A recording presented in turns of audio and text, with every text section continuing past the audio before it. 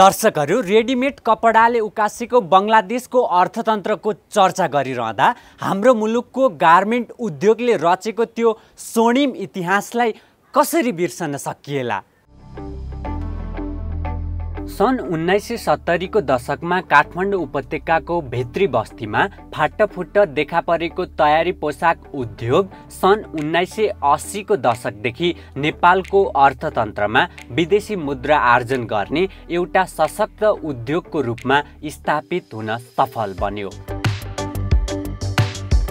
नेपालको अर्थतन्त्रको मेरुदण्डका रूपमा उत्पादकमूलक उद्योगहरूमा गलैँचा उद्योग पछिको स्थान तयारी पोसाक उद्योगले लिँदै आएकोमा आर्थिक वर्ष 2056-57 को सुरुको 6 महिनामा नेपालबाट निर्यात हुने वस्तुमध्ये तयारी पोसाकको निर्यात 53% वृद्धि भई अग्रस्थान हासिल गर्न सफल बन्यो। उक्त तथ्याङ्कले त्यस समय देशको अर्थतन्त्रमा तयारी पोसाकले पुर्याएको योगदान स्पष्ट देखिन्छ।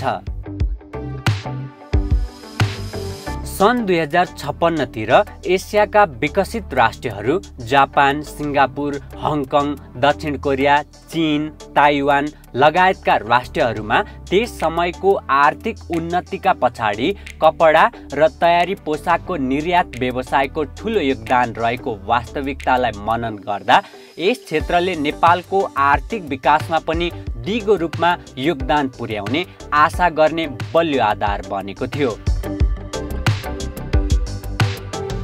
नेपालमा सन् 1982-83 देखि सङ्गठित रूपमा निर्यातमा संलग्न बनेको तयारी पोसाक उद्योग सन् 1986 पछि राष्ट्रिय उद्योगका रूपमा स्थापित हुन पुग्यो।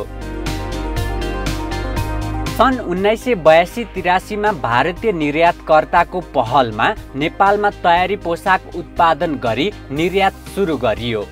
तर बिस्तारै भारतीय निर्यातकर्ताहरू क्रमशः विस्थापित हुँदै यस उद्योगको लगानी, सञ्चालन तथा व्यवस्थापनमा नेपालीहरूको सहभागिता बढ्न थाल्यो। यस उद्योगलाई आवश्यक पर्ने धेरैजसो कच्चा पदार्थहरू समेत नेपालमा नै उत्पादन हुन गई थुप्रै सहायक उद्योगहरू पनि स्थापना भई देशको अर्थतन्त्रमा थप योगदान पुग्न गयो।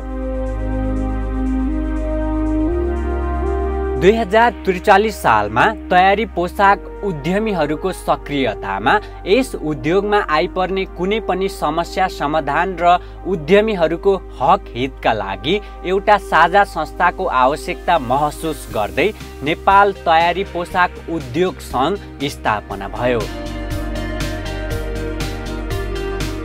सन् 1982 मा नेपालबाट 1,38,00,000 को तयारी पोसाक निर्यात भएकोमा सन् 1998-99 मा 8,36 करोड बराबरको तयारी पोसाक निर्यात भयो। दुर्भाग्य नै मान्नुपर्छ, सन् 2001-02 ताका नेपालमा झन्डै 1200 को हाराहारीमा तयारी पोसाक उद्योग थिए। जति बेला नेपाली तयारी पोसाक अमेरिकाको वालमार्ट, जेसीपेनी, ग्याप लगायतका स्टोरमा झुन्डिन्थे, तर यो धेरै समय टिकेन। सन् 2004 बाट अमेरिकाको कोटा खारेज पछि नेपाली तयारी पोसाक प्रतिस्पर्धी हुन छाडे। भन्सार रहित सुविधा पाइरहेका नेपाली तयारी पोसाक चर्को भन्सार शुल्कका कारण महँगो भयो। बिस्तारै उद्योगको सङ्ख्या घट्दै गयो। आज नेपालमा विगतमा सञ्चालन हुने गरेका मध्ये करिब 95% तयारी पोसाक उत्पादक गार्मेन्ट उद्योगहरू इतिहास बनिसकेका छन्।